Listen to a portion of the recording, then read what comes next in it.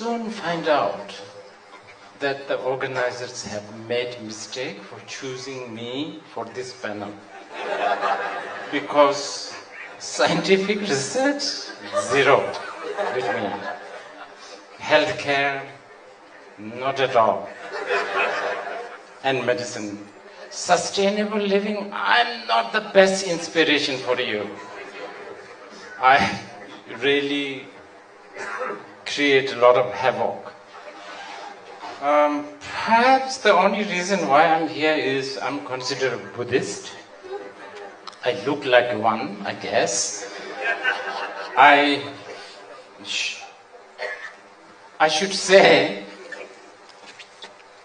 I'm not really I don't know whether I'm a follower of the Buddha though.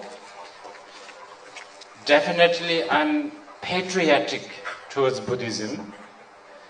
Is that a good thing from the Dharma point of view? Probably not.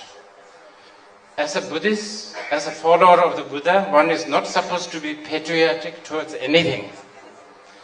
But anyway, that's who I am. So I have to say, everything what I will say is going to be a little bit biased because I'm a patriotic Buddhist. For me, Buddhism encompasses everything. It's the epitome of scientific research. I believe that the teaching of the Buddha has been not challenged or disputed thus far, and I don't think anyone would for the years to come, centuries to come. Buddhism definitely is not a faith, it's not a blind belief. It is so not blind that actually Buddhism even deconstruct blind belief in reasoning and rationalism and logic. But Buddhism is pragmatic and it is very relevant, I believe, and it's more relevant today than ever. Technique and the teachings that the Buddha have taught are so advanced for caregiving, especially caring for the mind. Actually, the Indians have been talking about mind for centuries, especially Buddhism. Long before so-called the modern world, progressive world, have paid any attention to mind, Buddhists have not only been caring for the mind, but actually Buddha really talked about what mind is. And regarding the mind, I believe that it is the quintessential teaching of the Buddha, and it has been like that for 2,500 years. For me, the teaching of the Buddha, such as the Four Noble Truths, even the One Noble Truth, such as the teachings on dukkha, just that alone has everything we need. For something so mundane, such as living free of stress, or good parenting, or living mindful, or dying mindfully, or sustainable living, and all the way to liberate ourselves from the wrath of time and space. Today, the world is dictated by ideologies that believe in duality, right and wrong, moral and immoral. And these people sell or impose their ideas of righteousness. They create ideas of evil. But imagine if we can begin to see the world not through the struggle of good and evil, like how Buddha taught. the world will be different. That's what I believe. Our theme is collective wisdom and united voice and mutual coexistence. But besides being a Buddhist, I'm also a pessimist. I'm a little bit skeptical about how much the Buddhists can really have impact. We Buddhists are so weak. We have been weak for centuries, for a long time. So I really fail to see how the Buddhists can actually, Buddhist voice will be heard and make any difference. According to the Pew Research Center, all major religion has experienced the growth past few decades. Only Buddhism is the one that has declined a lot. In India, the birthplace of Buddhism, less than 1% of the population is Buddhist. Of course, some of you will say, well, who cares, the quantity? Isn't philosophy important? Isn't the path important? Isn't the truth important? Yes, of course. But to make your voice heard, or to make an impact, just having an impressive, logical and scientific is not enough. Buddhism has to become creed, not just a theory. It should become a creed for a significant number of common people.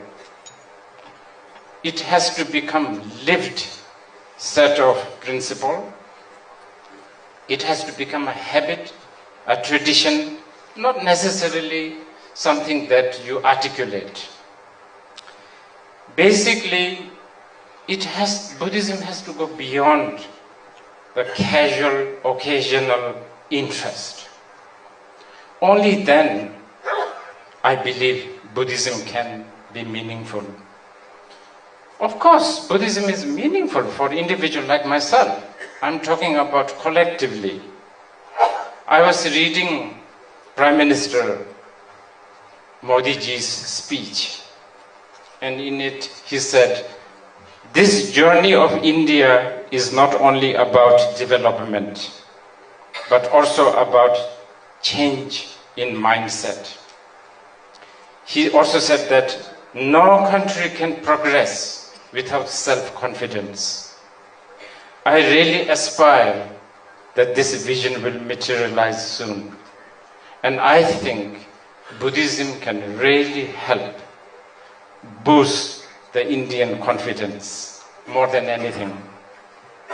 Modern Indians have rejected the idea of religion and have strangely forgotten that the bulk of Indian Dharma lies way behind the limits of English word religion. Modern Europeans, of course, have rejected their religion, and they have really good reasons. But I have a feeling that the Indians, in haste to follow their European models, might have thrown the baby out with the bathwater.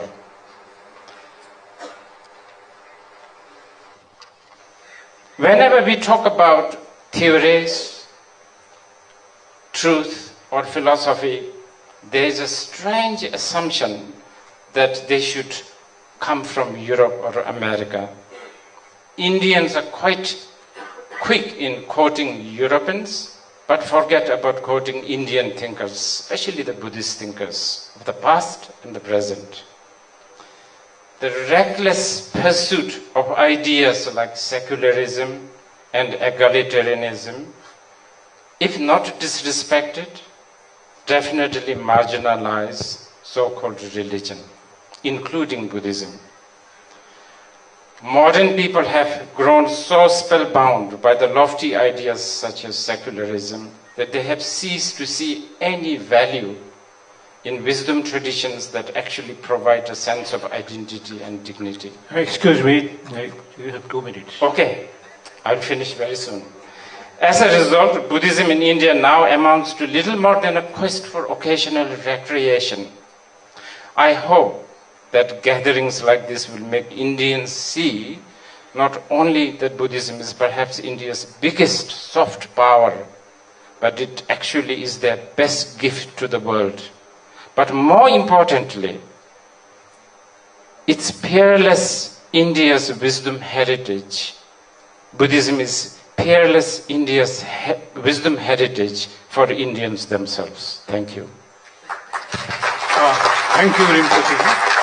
I have small questions to you. When you say Buddha Dharma, is it like the cosmic order or rhythm in Rig Veda? You know, there is a concept that always in each stage of creation, that order is being maintained, it's preserved.